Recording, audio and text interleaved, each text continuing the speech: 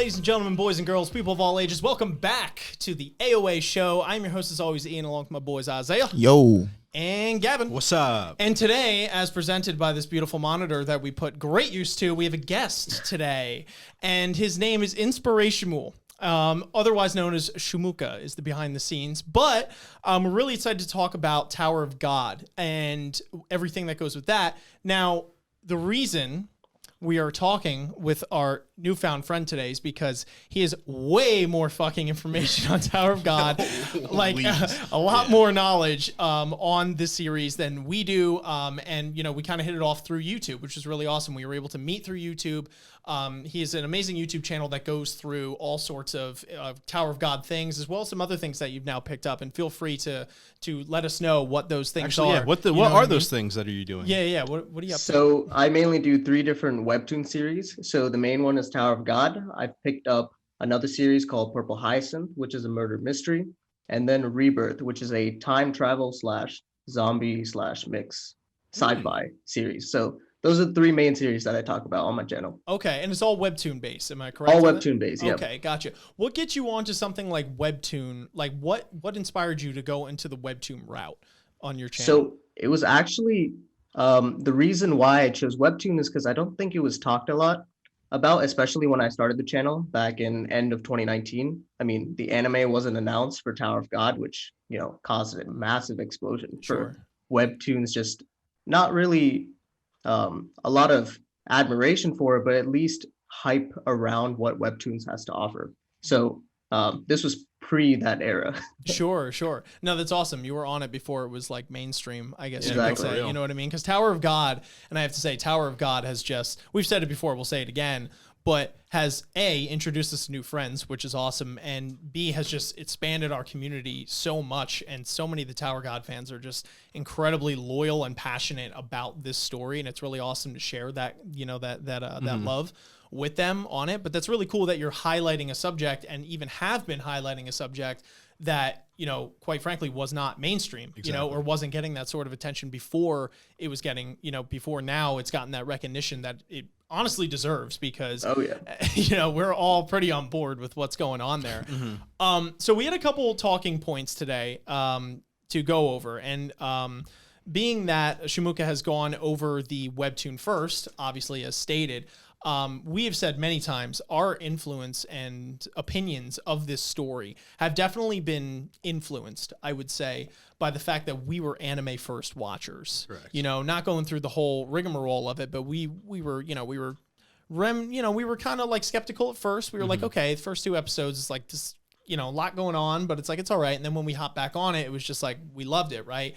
And so then talking about the Webtoon, you know, because we'd always get people that would say, oh, this part, fucking terrible. Like, Webtoon did this so much better. Or, you know what I mean? Like, this part, anime adapted it properly. Or, and like, you'd always get these arguments, right, within the comments. And so, you know, when we came into it, we were like, listen, like, you might not agree with all of our opinions, being that we were anime first. And, you know, we can't disregard the fact that that had a major influence on how we view this story.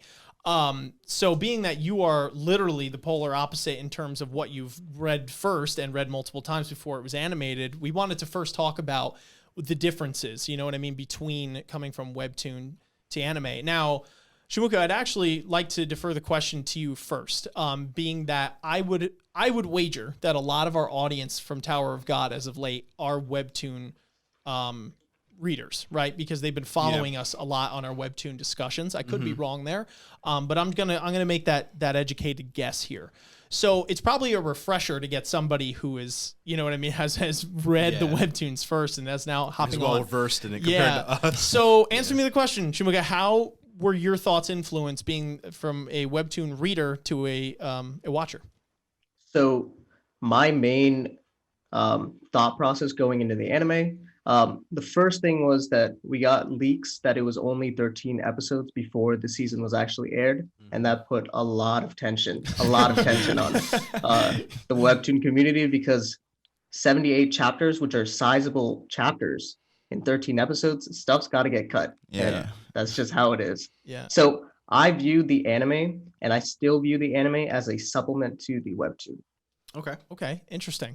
Gotcha. Would anyone else agree? Yeah. I gotta say, yeah. I actually, it's funny because I know we talked about it a little bit on our last episode, and that's, you know, now that we're caught up to this part in the webtoon and reflecting back on the anime to what we know, we were kind of like, which one do we lean toward now? And obviously, since the anime is our precursor, now that we're caught up, did we feel like we enjoyed one over the other? And it's like I can't help but feel that I actually prefer the manhwa now, especially that we caught up, because it just felt like the anime wasn't bad by any means. And I actually think they did a lot in terms of what they had to fit in 13 episodes, which is, you know, comparatively like 78 fucking chapters. Like, they had to squeeze a lot, but they didn't do a bad job per se. But I do get more gratification from reading it. I don't know why. I just feel like the characters are really fleshed out, and that's what I enjoy.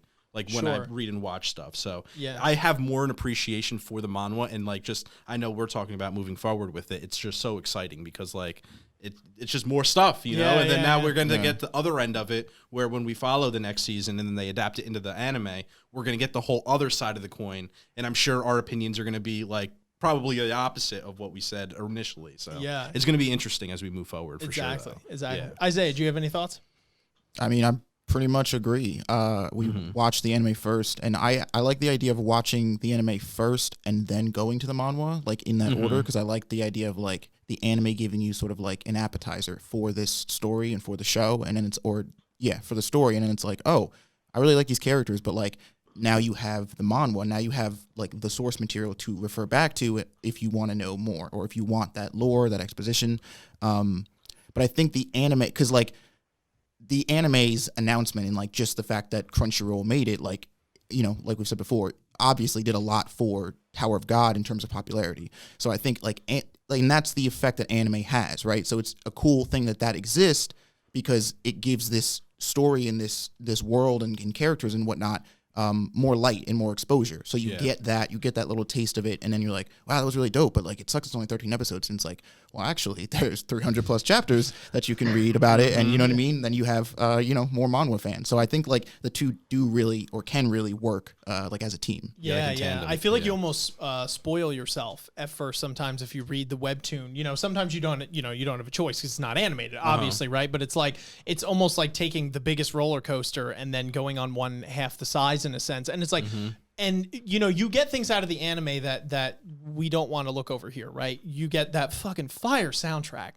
Like, oh my fucking God, that soundtrack was so fire, dude. The OP, the ED, that one song, bro, which I can't fucking remember, but it's when Quant just fucking face plants Hots into the wall, and they put it like, dun, dun, dun, dun, dun, dun, dun, dun, dun. And it was dope. It was fucking sick. The soundtrack was fire. The animation was good, and unique. And there, you know, that's things that you can't capture, obviously, you know, in a webtoon on that level, especially the first season webtoon, because being that they were a little older, I remember that was one of our gripes, I would say, in the beginning, that it was like, oh God, that was jarring. You know what I mean? Like the animation, the drawing was like significant. But then you got used to it pretty fast. You get used to it pretty fast, but it's almost like, you know, you can't blame some of the people, you know, but for thinking the way they do once they see the anime, but you also have to, if you are one of those people, that you have to take a step back and be like, okay, you know what I mean? Like, because I've enmeshed myself so fully in the story, and I've taken the time to be an active participant in what this story is trying to unfold, which means that I've put hours into this. I've analyzed things.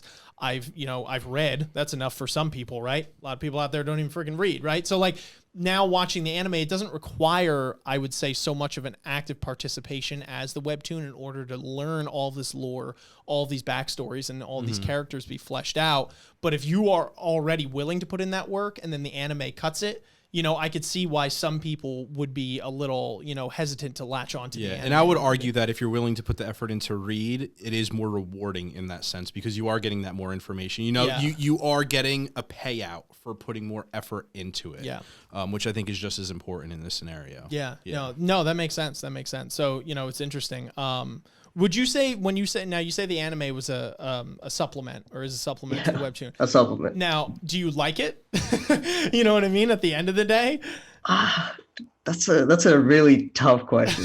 I gotta say I don't. I don't. Okay. Fair enough. But they made some stylistic changes and some character-driven, or not character-driven, but director-driven decisions of behaviors of some of our main cast that I'm not a fan of. You know, The main one that I want to point out is Bomb at the end.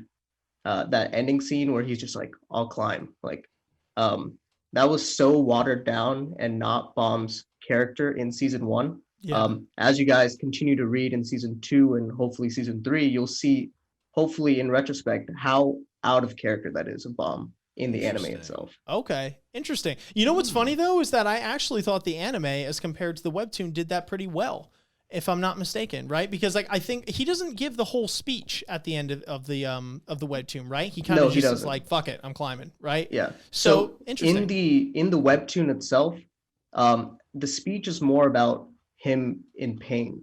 It's him reflecting about why would someone that he cares about Betray did him. something like this to him. Yeah, While yeah. it seemed like the ending of the anime, maybe they weren't, greenlit for season 2 or anything, so they were trying to like fully wrap it up and leave it on a bigger cliffhanger than it Gotcha. was. Yeah, yeah. So it felt a little too open-ended. Granted, Okay. it kind of fits more with the theme of climbing the tower, but yeah. Bomb at this stage of his journey doesn't care about the tower. Yeah. Okay. That's actually a fair point. And I think we were talking about this in a previous episode. Yeah, where it you was were something saying we said when we finished the webtoon that we talked about, where Bam in the anime as opposed to the manhwa, it almost seems like the anime goes for, I don't know quite how to word it, but like this more copped out version of like how he might have reacted to that in terms of the manhwa, where it is a little bit more like emotional, I guess, and raw, and like you do get a little bit more sense of the fact that like Bam is literally feeling hurt that Rachel, like that's all that stuff is actively processing in his mind, as opposed to the anime where it sort of gives off this like, well, I'm gonna climb the tower, like, you know what I mean, I'm the like the protagonist or whatnot, and it does, I think the anime definitely does dilute it to a sense, and that's actually a good point that you bring up, because it might be very well that like they didn't know if this was going to kick off or continue, so they're like, all right, if this flops, like, you know what I mean, that's it, you know, cut the black, we're ending it there.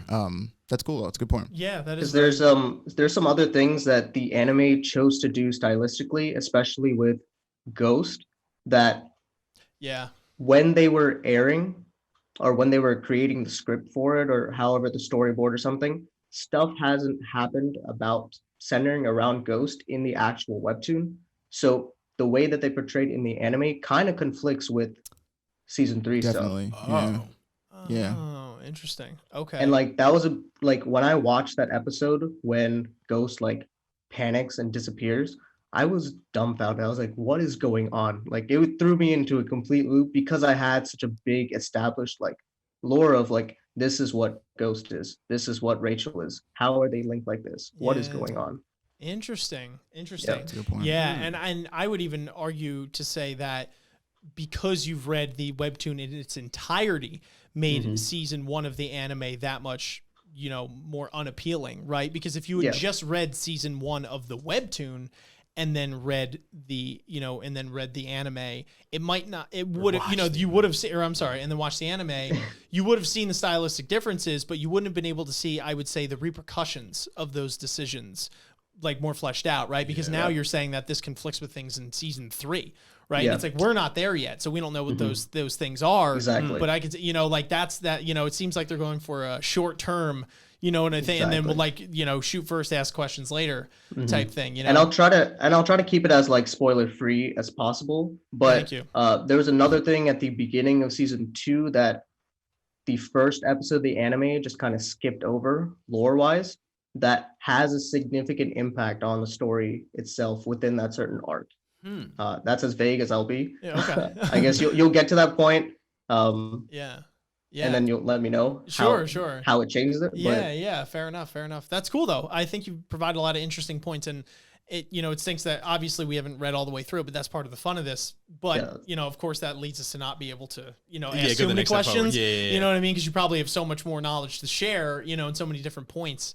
But unfortunately, we're not there yet. So maybe, you know, who knows? Eventually. And something about knowledge is, I would advise, I don't know if your readers or your commenters have said to avoid the wiki because it's dumb spoiler, full of spoilers.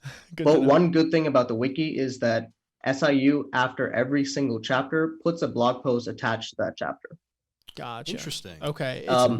Most of it is non-canon, but you can consider it canon, kind of. Like, he changes story elements along as, he's gone through 10 years of writing the story. So Sure, yeah, stuff changes. But so for the 78 chapters of season 1, there's 78 blog posts tied to each of those chapters. Interesting. Wow.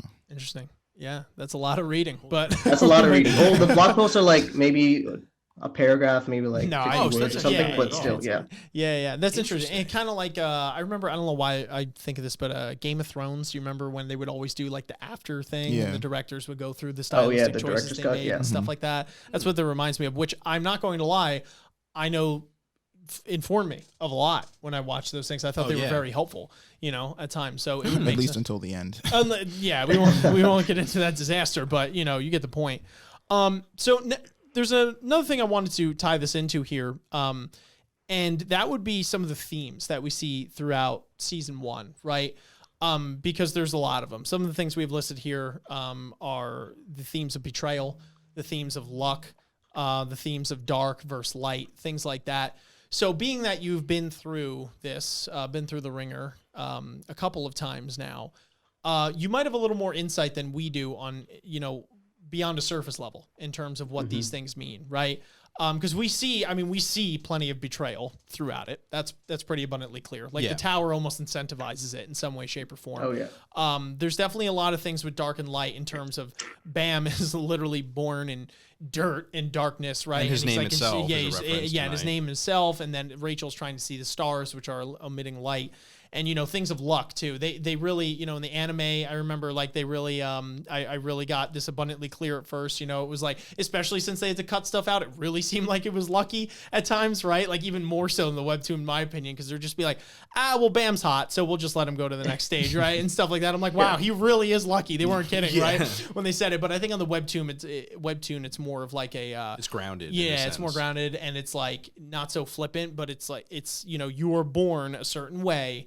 And that, your latent ability and just natural gifted talent is what's going to help you ascend, through this tower and things like that. So I was curious if there are any things that, that are stand out to you, or any themes that, you picked up on in your reading, or maybe that you started to pick up things that you missed on your second, third, fourth read-throughs that you wanted to share. So I think the biggest thing, especially with a second read-through, is going back to floor 1, where we get floor 1 again at like, I think 74-ish, where we see Rachel's perspective of when she enters the tower. Yes. If you read through the early chapters again, there's these little 2 purple eyes in the dark, and they're supposed to represent Rachel looking in on Bam taking his test. So that's something that you can see throughout. There should be 2 little beads just looking on. The anime takes a different approach where Hidan uses Shinso to seal Rachel? But the anime or the webtoon kind of just shoves her in a cave. That's what Hidan does. So there's like little hints of foreshadowing, and SIU is known for that slow burner foreshadowing. So that's one of the things, literally putting Rachel into the dark while watching her light shine through and take that test that she failed to dig. Yeah. Now I have a very important question. On a scale of 1 to 10, how much do you hate Rachel? And is it a 10? When I read this 7 years ago, it was a 10. I don't hate her as much. Okay. I've matured. Oh damn. All right. Well, it was nice talking to you, man. See you later. You'll learn. I've come to sympathize with Rachel. Sadly, even though I didn't want to, I feel like SIU has written such a great character that Rachel is the ordinary person, and that Rachel is, the people reading this tower. They're not the ones with Shinso. They're not the ones with, extra abilities. Her routes of taking, what she does and what she continues to do throughout the story is awful, straight awful. But I can relate to her as a regular human being.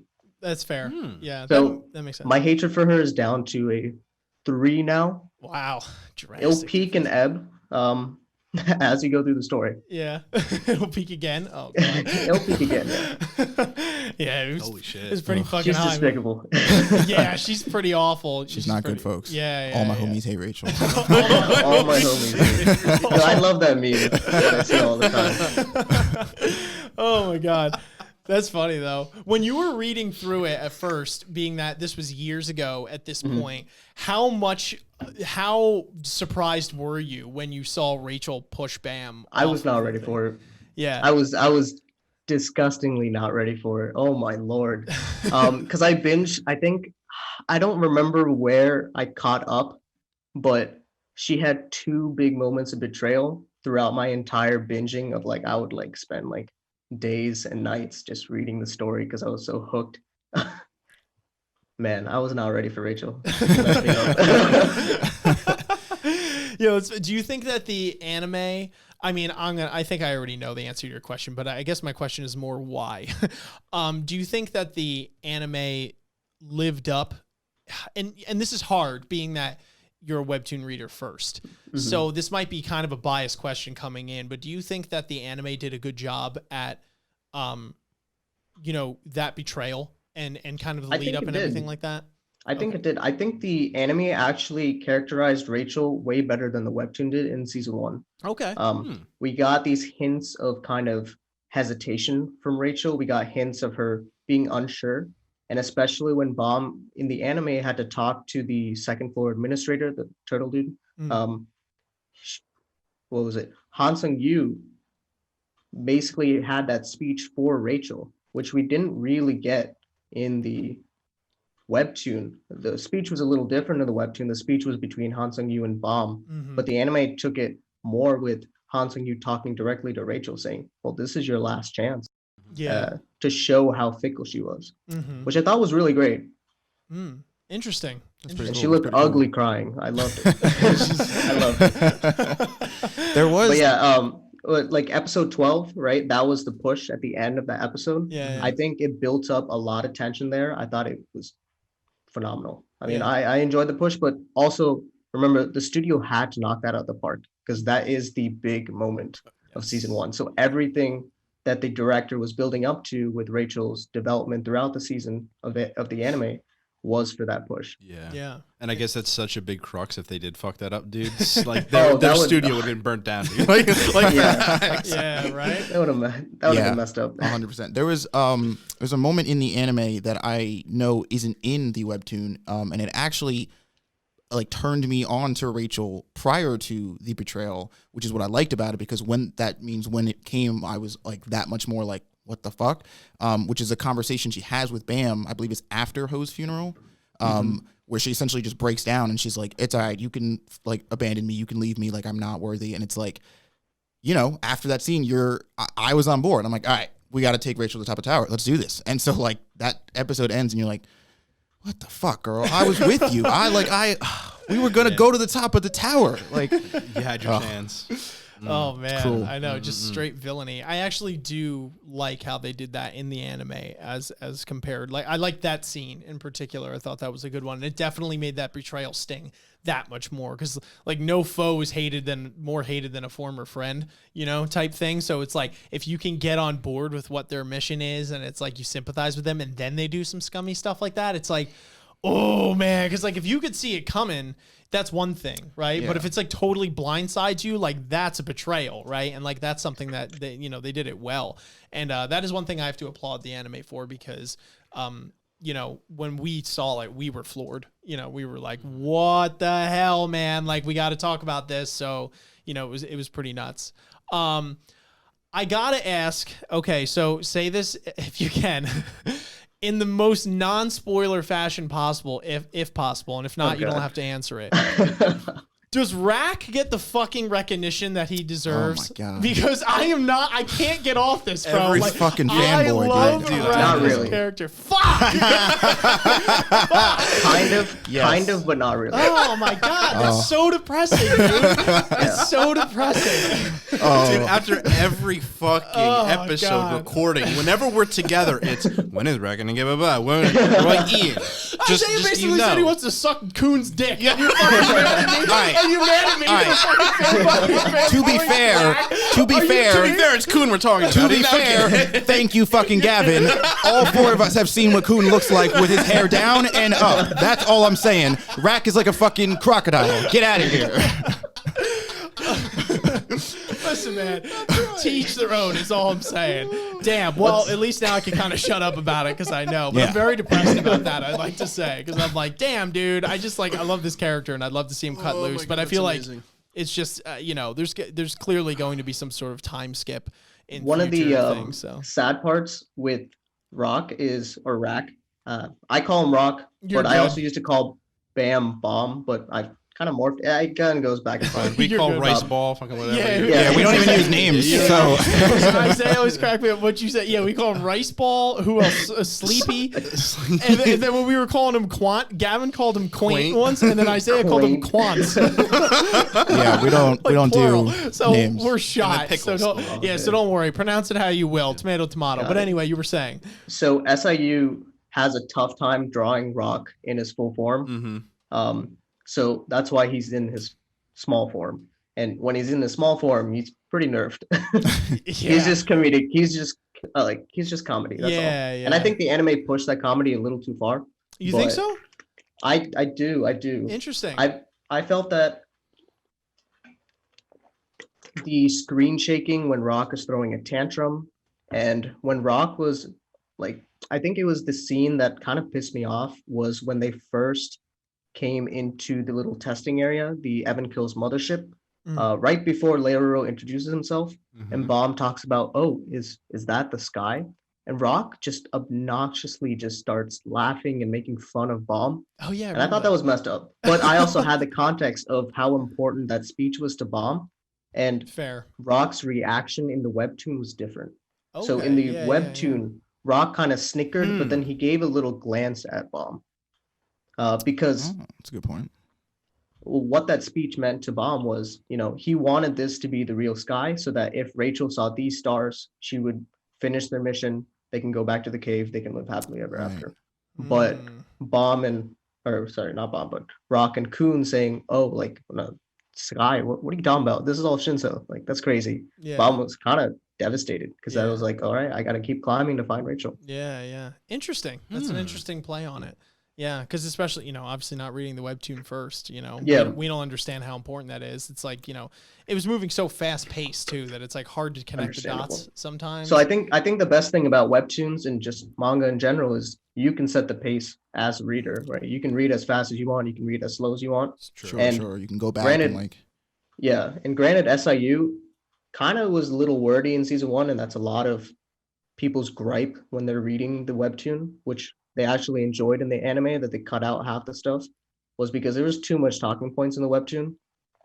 Like introducing the 13-month weapons. They kind of introduced that like 3 different times in season 1 in the Webtoon, which is pretty redundant. Yeah. Interesting.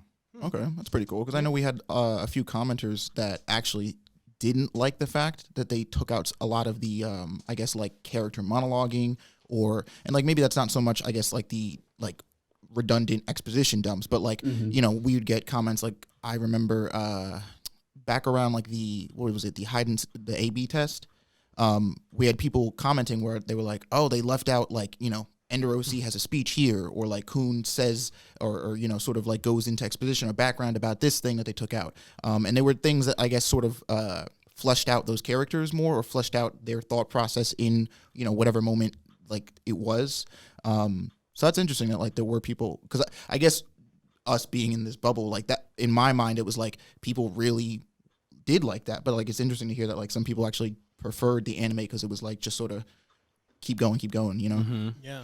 Interesting. Yeah. It makes me feel subpar because I'm the idiot who needs that like reflection later on that's like, oh, hey, this is X, Y, and Z. Don't forget it. And I'm like, thank you, because I forgot it as soon as I was done reading it. Dude, I need that like refresher because I don't even know what the fuck I eat for breakfast. I'm fucking stupid. So, like the more you throw it in my face and go, this is important, the more I'm like, yes, this is important. Thank you. But I appreciate it. Although, yeah. Yeah. I mean, the anime has big ups and big downs. Yeah. based on adaptation. I think one of the biggest things that the anime nailed out of the park was backgrounds. SIU's backgrounds in season 1 drawing was just yellow squares. It was awful. Yeah. I love the backgrounds that Yeah. that the anime did, and they really excelled in that. No, for sure. It's it's providing that aesthetic. Mhm. And it makes sense too because not to go too off the beaten path, but we had talked. Shimuka and I had talked beforehand, and you said that you were picking up Berserk, and it got me thinking as you were saying how that webtoon in Here we go. for the Now I it's knew talking about Berserk. I knew you were gonna say that, but fuck Unbelievable. off because this is actually relevant. No, but I thought it was interesting how you were saying that the webtoon for Tower of God is kind of like a supplement, to the webtoon itself, and then I think it was The you that anime, was but saying yeah. it's almost was that I think you were saying, Isaiah, that it's like this is almost a teaser, of like what it could be, and that's kind of the similar thing, with Berserk, right? That would be a similar gripe with a lot of people, was almost like a trailer. And so the more I'm thinking about it, Tower of God, that is, in that frame of mind, it almost seems like a very extended like supercut, of like, okay, this is what this show could be, or I'm sorry, this is what this story could be, and if you'd like to continue, like there's just so much more to explore at this point. I see what you're saying. Yeah. So that's why I related the two. So I thought it was interesting. But speaking of which, I'd like to get into finally some of our favorite moments, and by our I mean I'd like to defer the question to you, Shimuka, being that you are our guest. Some of your favorite moments from the webtoon, and I know you've kind of gone over some of the things that they've done well and some of the things they haven't in the anime, so I'm not going to ask you to go through a whole thing like that again, but if there's anything stand out in the anime that you preferred or liked, or characters or anything, things you loved, things you hated in terms of webtoon and of anime, especially now that you've read through it so many times. So I'll take one moment per our main cast. So Bomb, Perfect. Khun, and Rak. Mm-hmm. So Bomb in the beginning of the webtoon where he gets hit in the head. I think it's after Haring kind of hits him in the head, but I could be wrong. SIU uses this weird paneling that he hasn't used ever since, where he cracks the screen itself and puts shattered glasses everywhere. Yeah. And that was when Bomb was hit. And like, I mean, I'm recollecting it now, but I thought that was a cool moment to show visually just how cracked Bomb got in that moment. Yeah. And I thought that was amazing use of paneling. Another use of paneling that he's used is when we got Khun's backstory, where we had all the speeches of, oh, him and Maria, and those bubbles kind of stacked together on top of each other and kind of flowed right into Khun. I thought that was beautiful. Yeah, yeah. I think Khun in the anime was a little better because I enjoyed his outburst a lot. A lot of people didn't, but I actually really loved it because it showed a new side of him that's not so new if you continue reading, but a new side of him. Yeah, interesting. And then let's see, Rak, right? Yeah. So Rak has this moment right as they enter in round 3 of the game where he says, "The game doesn't start without me," or something like that, and he kind of screams and roars. Yeah. I thought that was the most hype moment of Rak in the entire series, and they completely butchered that in the anime. Oh man, that's rough. That is pretty hype. That's fucking dope. Now, season 1, and try not to be too biased, being that you've read ahead, right? Try and keep it in terms of season 1, because we actually have, or it may be out by the time we release this. I don't know, but regardless, yeah. I'm not going to say anything, but we have gone through sort of discussion on who some of our favorite characters were from season 1, and I'm curious to hear your opinion and just try and take it in terms of season 1 if you can. Right? Got it. Are there any characters that that stuck with you, or that you latched onto, or that you were almost rooting for in terms of likability within the first season? And why is it Yuri? And why is it Yuri? Go ahead. What was it? He said, "Why is it Yuri?" Why is it Yuri? I love Yuri. Yeah. But so I'll say it now. Best girl, Haring. She's amazing. I love the little eye patch. I love that she's a guide. Beautiful. Yes. Yuri is also amazing, but she doesn't really her character kind of stays the same because she's a powerhouse. That's all I'm going to say. Okay, fair enough. I think my favorite is actually Serena. It used to be Hoh until I got to season 2. Interesting. So Okay, why? Without spoiling anything. Yes. She's cool. Why not Ho is because someone did Ho's job better. Oh. Okay. Dun dun dun. And once you guys get to like maybe the first arc of season 2, we can talk about that more. But that's all I'm gonna say about Ho. I love Serena because of how raw she was and the divergent path. I know you guys talked about it. I think it was Gavin that talked about how similar they were, Serena and Ho, but how different they are, and how Serena cherished her friendship, and that's why she took the path that she took, while Ho threw that away for the sake of climbing the tower. Yeah, I thought that was an awesome play on it. And I think we came to a similar conclusion in terms of likability when it came to Serena. She's one of my favorites, 100% from season 1, along with Shibisu. Yeah. I like Shibisu a lot too. Shibisu he stole the show in the anime. They really made did. him amazing. Especially when he was introduced. Like I kind of felt bad because, you know, the main trio is the main trio, Bomb, Rak, Khun, and they didn't really get that much characterization. While Shibisu, when he was introduced, like literally took that entire episode for himself. It was crazy. Yeah. It really is. He was freaking amazing. That's awesome. All right, cool. I mean, I would like to. I was gonna play with fire here, but Oh I'm my afraid. God. where it was like come up with some shit where it's like we come up with like predictions. You know what I mean? You have to keep a straight fucking face. Oh my god. I mean, But I can't play subject poker well. I'll just say that. I don't have a poker face. But I think that would have been fun. It's like because we're not looking at the TV. We're like, all right, this is gonna happen. He's just like. These fucking idiots, Yeah, dude. right? It would be like, no, you're dead wrong. He's just behind us. Like, it'd be funny if we were like, all right, no, never mind. Don't spoil it for everyone. I won't do it. Shut up. It would have been funny. Fuck you. All right. Anyway, but shit, man. I don't know. I think we basically covered a lot in terms of season 1, and you know a lot of the points that we wanted to go over. Was there anything that you guys wanted to add, or any questions that you had for Shimoga? No, I think that's it. Shimoga, was there any questions for us on our end? What would you rate the series, both the season 1 of the webtoon and the anime, out of a scale of 1 to 10, where 10 is, you know, a masterpiece? Sure. Now that we Gavin, both. go first because you never go first. I mean, if you're uncomfortable like rating, then you don't have to. But Oh, no, I've he's gone fine. into He's my just a anime bitch. list. Yeah. Isaiah rated something like a 3 the other week. So No. To be fair, it deserved a 3. All right, so I will do the anime first. If I had to rate it, I would give it probably a 6.5 or a 7. Probably 7. I'm leaning more because visually, obviously, it's biased because we saw it first, and honestly, it's gonna have a little nice place in my heart. Yeah. Although I am gonna rate the manhwa higher, and I think it deserves a 7.5 or an 8. Probably an 8. And that is because I really do appreciate the additional information that you get for each character. I really like how they went into Yuri's squad a lot more, and it just you just get an in-depth evaluation of each character more than the anime, because obviously they had to rush it, condense it, do all the shit. So for me, I prefer the manhwa more, thus getting it a better grade.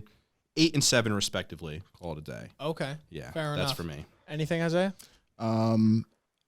I would probably give the anime like a solid 8.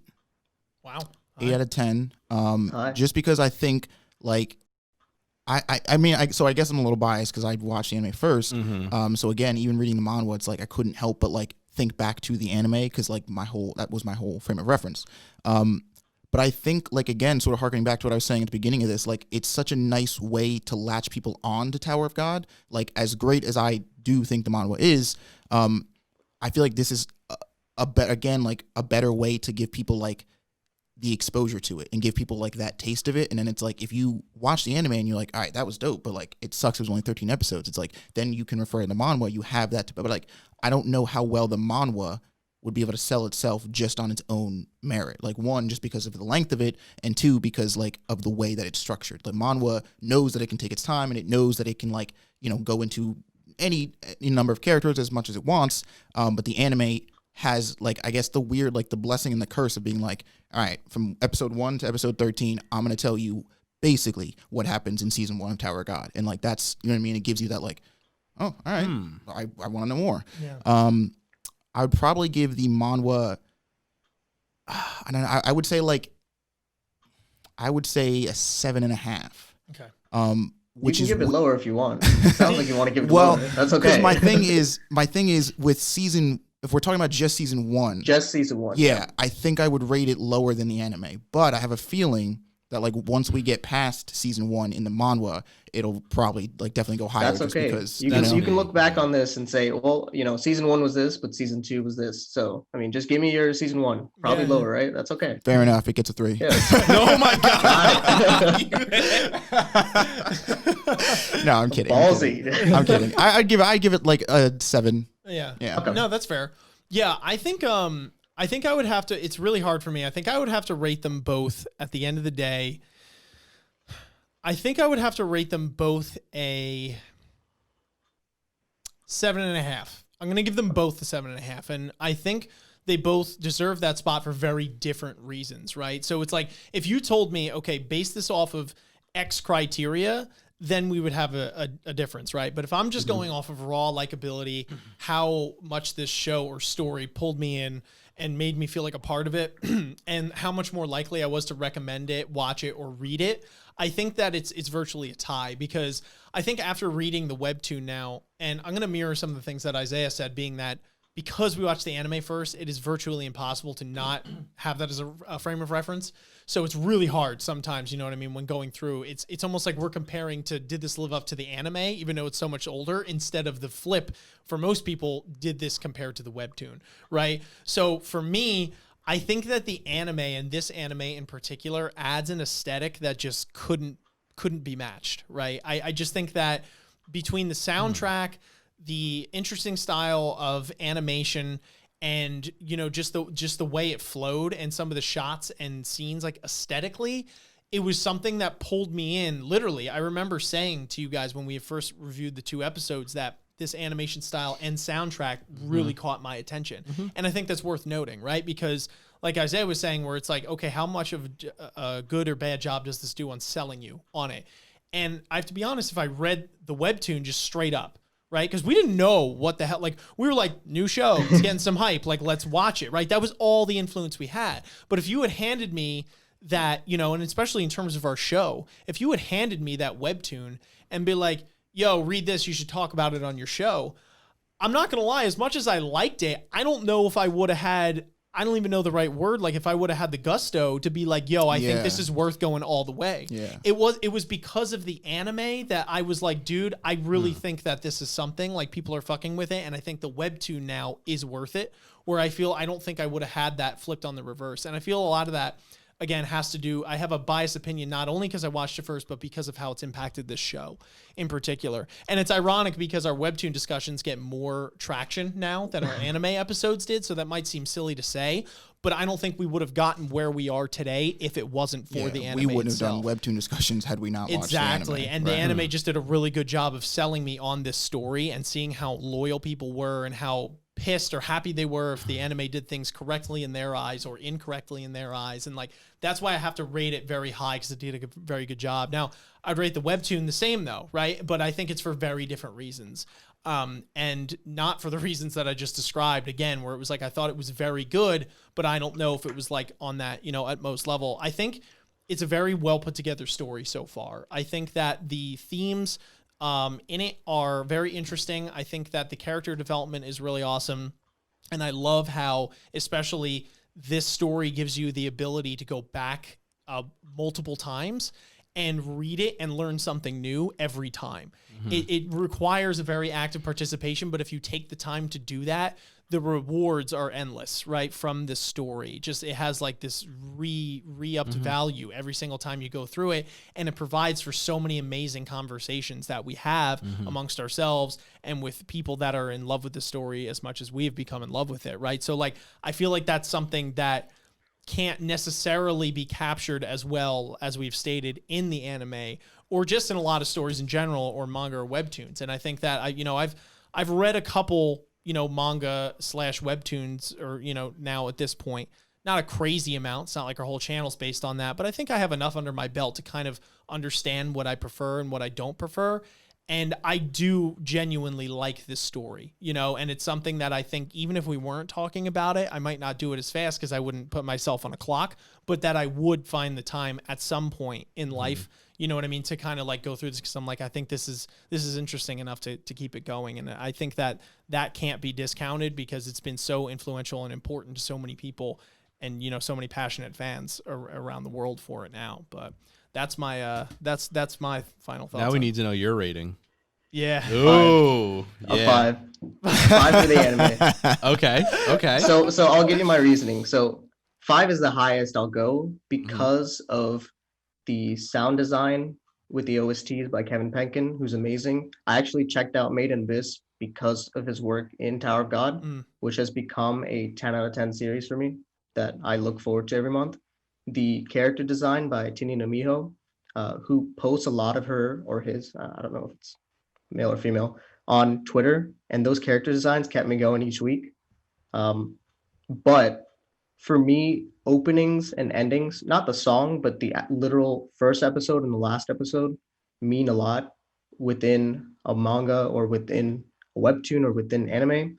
And the first episode was hella choppy, and the last episode missed the mark on our main character, in my opinion. So that kind of balances out and right at a 5 for me. Yeah. That's fair. That's fair. Fair enough. So For the the webtoon, webtoon, between, I want to say 6.5, okay. because the art style is pretty bad. But, you know, this was also 10 years ago. And the main reason that I, you know, kept going with the story was because the story itself, the narrative captured me. And I was like, all right, like, screw the art. I'll just keep reading. This is probably going to get better. And it significantly did. And the art style, once you guys get to season 2 and season 3, jumps. Yeah. It jumps in quality. I think my favorite art stylistic choices happen maybe early to mid season 2. I love season 3 designs in general, but early to mid season 2, there's this fight that blows my mind with the art style that, you know, this author that I've been following with, you know, pretty shoddy art really improved drastically. Yeah. So I'll That's give it a awesome. 6. Okay. Because I think Crown Game is a top 5 arc for me. I love that Crown Game, just the whole thing around it. Yeah. That was Yeah. awesome. That's cool. That's cool. So I have one final request of you, and that is to let people know that are listening today from our audience know where to find you and things that you might be working on in the future that you want to share. Got it. Well, you can find me on YouTube, Inspirational. I'll spell it out. INSPIRASHAMUL. So you can find me on YouTube. You can find me on Twitch. I'm starting to do some rereads. I might just jump straight into season 2 because I've talked about season 1 a lot. I did a huge cut content series for comparing the chapters to the episodes while I was watching the anime. So you can check those out in my playlist. Lot of theories. So I'm caught up. There's 485 chapters. It's on hiatus.